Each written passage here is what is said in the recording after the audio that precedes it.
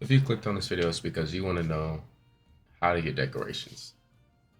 Well, you're in luck. I'm going to be showing you guys every single event quest in this game that gives you guaranteed decorations. So stick tuned. If you liked the video, like. If you enjoyed it, please subscribe. Let's stop wasting time and get into it. The first decoration quest on this list is not the 9-star high rank greatest Jaggers. When you're running this greatest Jaggers quest, and the more parts you break, the more damage you do, he's going to drop these materials on the floor. Make sure you pick these materials up because these are the main way that you will be getting the decorations as you do this quest.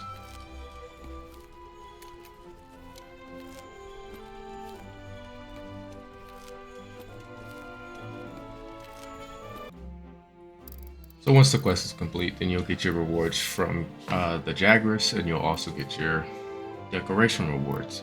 We don't really care too much for the Jaguars rewards, we're just here looking for the decoration rewards. These rewards from decorations are not the best, but they are still essential for where it's at in the game. If you don't have Iceborne, this is an amazing farm, and if you do have Iceborne, it's still important.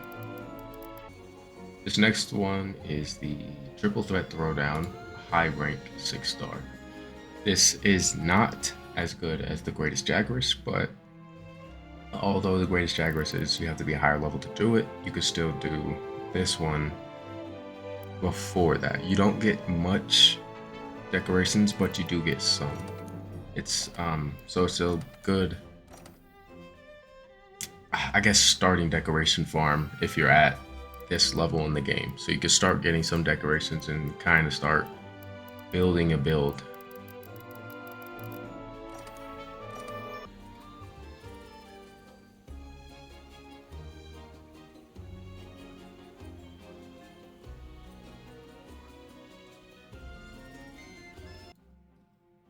This next quest is called The Name's Lava Scythe. It is a 9-star high rank quest, and you will be fighting a tempered lava Scythe. This one has similar mechanics to the Greatest Jaguars, where it will drop materials in game that you pick up, and those materials will be your decorations. Similar to Greatest Jaguars, you get a lot of lower tier decorations, but this one you do have a higher chance of getting slightly higher tier decorations. This next one is labeled When the Swift Meets the Roar. This one is the entry of MR, and you're fighting a Tigrex and a Nargacuga. I will say this one is slightly annoying. Tigrex and Nargacuga combination can be a little bit irritating. It may not be difficult, but it's a little bit annoying, so I would recommend shooting a sauce to have people help you. But this is where you'll start to get the better quality decorations. It's not going to be top of the line decorations, but this is where you'll really start racking up the good decorations, especially if you're into build crafting.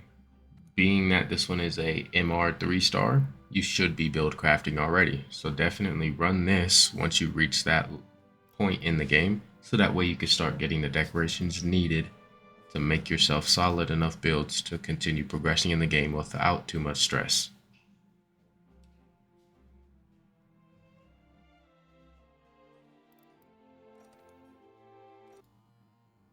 The next one, and probably one of the more important ones, will be a quest called The Wrath of Thunder Descents. This is a 6-star MR quest, so this is more geared towards later in the game. I would say it's somewhere between mid-game to like early late game. This will be one of the farms that are essential to getting some of the best decorations in the game. This won't give you the best decorations in the game, but this will definitely give you some of the best decorations. I definitely recommend, once you reach this point, making this your main decoration farming method to continue to give you the good decorations needed for build crafting. So this next quest is called Mew R number 1. I will place this one probably as the second best farming method for decorations, only because the reward that you do get does not allow you to get Attack Jewel 4 and some of the other top of the line high end decorations. which is unfortunate to me because this, in my personal opinion, is probably the hardest decoration farm that you can do. The Tempered Furious Rajang is definitely no slouch, so if you're going to run this one, make sure that you shoot a sauce and get a party readied up, unless you're straight goated at the game.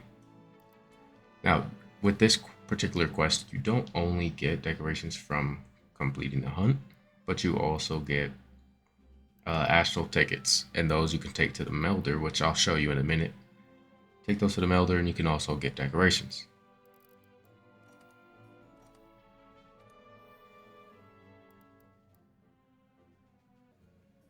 So once you complete the hunt, you do it a couple times, you go ahead and get yourself some of these tickets, go to the melder, and turn these bad boys in.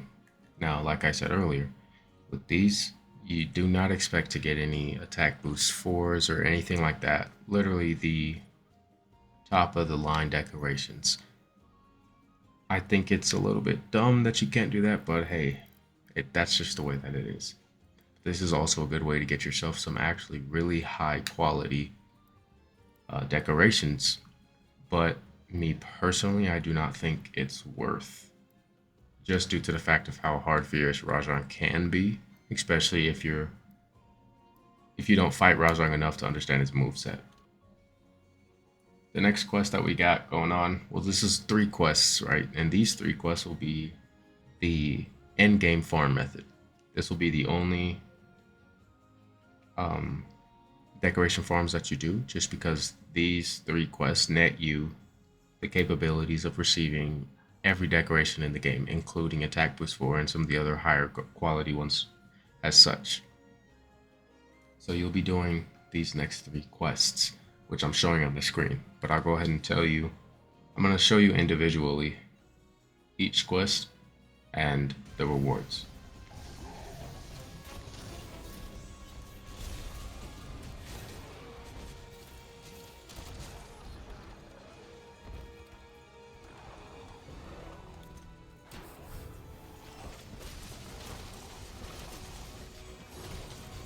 This first one will be a tempered Kushala Dior called In the Tempest Wake. It is also a 6-star master rank. You do get some decent amount of decorations, nothing too crazy, but you all have the chance to get the best decorations. So run this quest if you're late game. That's really only run this quest if you actually like fighting Kushala, or it's easy.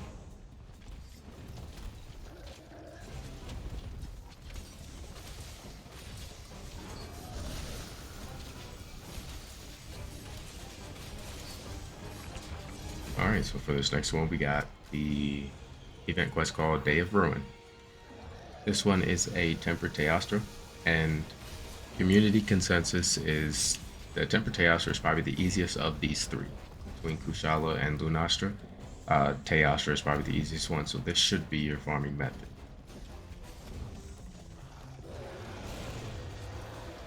For the final decoration quest, you will be running the Cold Never Bothered Me, which is a tempered Lunastra. Alright guys, like I was saying, Teostra, Lunastra, and Kushala Dior are the best farming methods for late game. Just pick whichever one is the easiest for you and farm them. With that being said, if you liked the video, please drop a like, drop a comment, and subscribe to the channel. It helps me stay motivated to make more content.